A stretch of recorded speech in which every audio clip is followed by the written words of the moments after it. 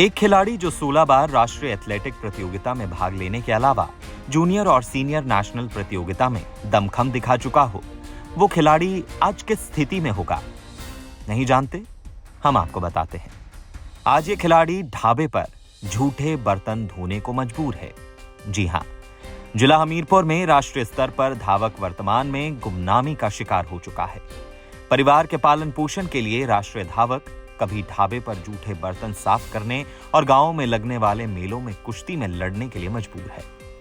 विधानसभा क्षेत्र भौरंज के रहने वाले धावक शिव कुमार शर्मा ने 16 बार राष्ट्रीय एथलेटिक प्रतियोगिता में भाग लेने के अलावा जूनियर और सीनियर नेशनल प्रतियोगिताओं में दमखम दिखाया। मजबूरी के चलते अब शिव कुमार ढाबे पर झूठे बर्तन साफ करने के साथ साथ ढाबा चलाकर आजीविका कमा रहे हैं। शिव कुमार ने केंद्रीय खेल मंत्री अनुराग ठाकुर व प्रदेश खेल मंत्री विक्रमादित्य सिंह से मांग की है कि प्रशिक्षित खिलाड़ियों की अनदेखी न की जाए और रोजगार उन्हें दिया जाए।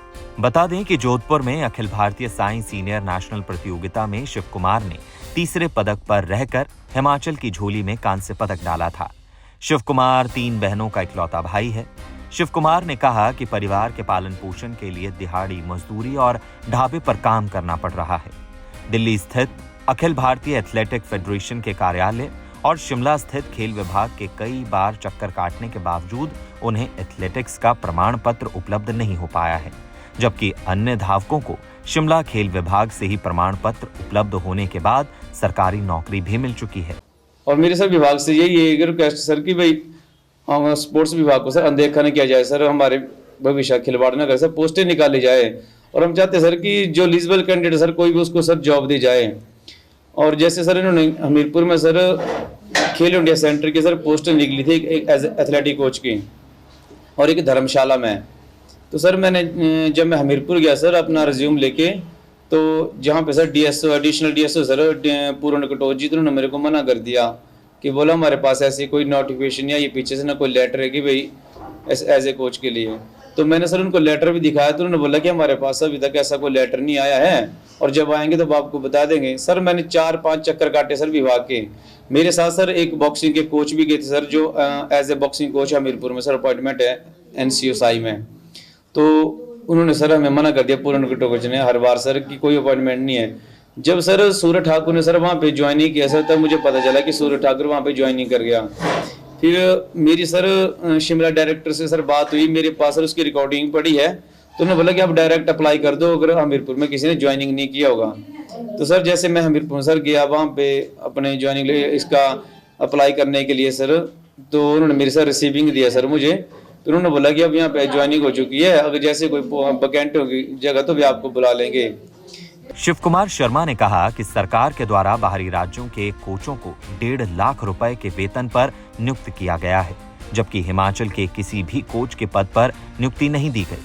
तो क्या हिमाचल में अनुभवी कोच की कमी है? सर खेलो इंडिया सेंटर, स्टेट खेलो इंडिया सेंटर ओपन हुआ सर, उसमें सर एक भी हिमाचल कोच सर इन्होंने अपॉइंटमेंट नहीं किया सर।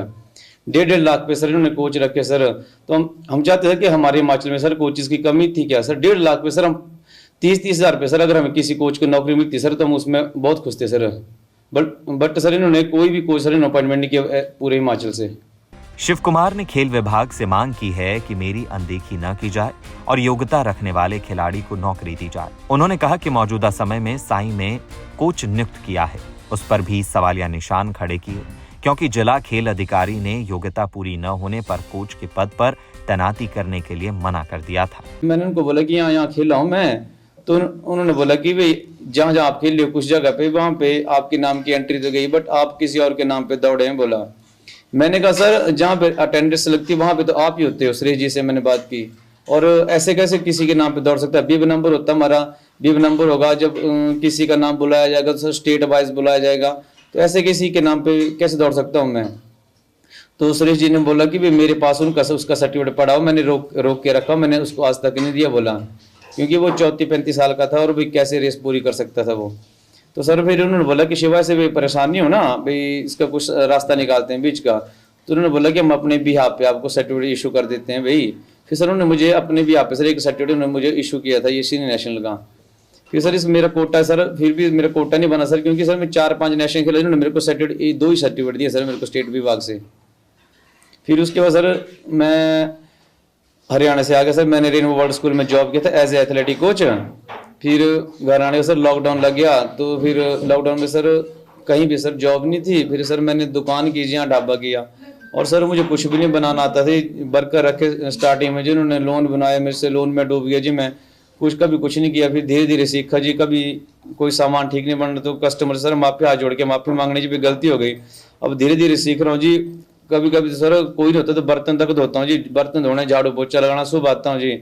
जिला खेल अधिकारी पूर्णचंद कटोच ने कहा कि शिव कुमार एथलेटिक खिलाड़ी नहीं है बल्कि एनएसआई कोच हैं। उन्होंने बताया कि गत दिनों सरकारी कोच के पदों के लिए 3 ही कोच रखे जाने थे, जिसमें शिव कुमार का चयन नहीं हो पाया था। उन्होंने कहा कि विभाग को लगातार कोच के रिक्त पदों को भरने के लिए पत्राचार किया जा रहा है और हमीरपुर में 2 ही कोच तैनात हैं और 2 की नियुक्ति होनी है। उन्होंने कहा कि शिव कुमार का एनएसआई होने के बावजूद भी हिमाचल व जिला में कोई अहम रोल नहीं है और ना ही कोई नए खिलाड़ी तैयार किए हैं। सर शिव कुमार एथलीट नहीं है, वो एनएस क्वालिफाइड कोच है। पर 2000 जैसे कि उसने पैसे, एनएस का मतलब होता है कि जैसे जहाँ भी कोई पोस्टें निकले वहाँ अप्लाई करे। साई में अभी पोस्टें निकली, फिर उसमें हमारी स्टेट में भी 2016 में पोस्टें निकली, उसमें उसने अप्लाई किया था, उसमें उसका नहीं हो सका क्योंकि वहाँ 3 सीटें थी हमारी एथलेटिक्स की। उसमें एक चले गई वुमेन जर्नल को, एक चले गई हमारी ओबीसी को, एक चले गई एससी को। तो जो सीटें हैं वो तो चले गई, उसमें तो उसका वो नहीं हुआ। जैसे हमारे अनूप राणा है, वो भी सीनियर कोच है, वो भी नहीं लगे। तो इसमें हमारा कुछ ना, विभाग ने तो ऐसे किया कि यहाँ एक्सपर्ट रखे हुए थे। युवा सेवा खेल विभाग ने कंडक्ट कराया था या चयन योग से इसको टूर्नामेंट, इसको क्या अपना इंटरव्यू को, जो इंटरव्यू में नहीं पास हुआ उनमें उनका क्या कसूर है। हमारा भी हम कंप्लाइंस कर रहे हैं, हर साल हम देते रहते हैं कि हमारे पास इतनी पोस्टें खाली है। हमारे पास अभी 2 कोच है एथलेटिक्स से, जिला हमीरपुर में काम कर रहे हैं। हम चाहते हैं कि अगर 2 और लग जाएं तो अपने कार्य करें और अपनी जीविका कमाएं।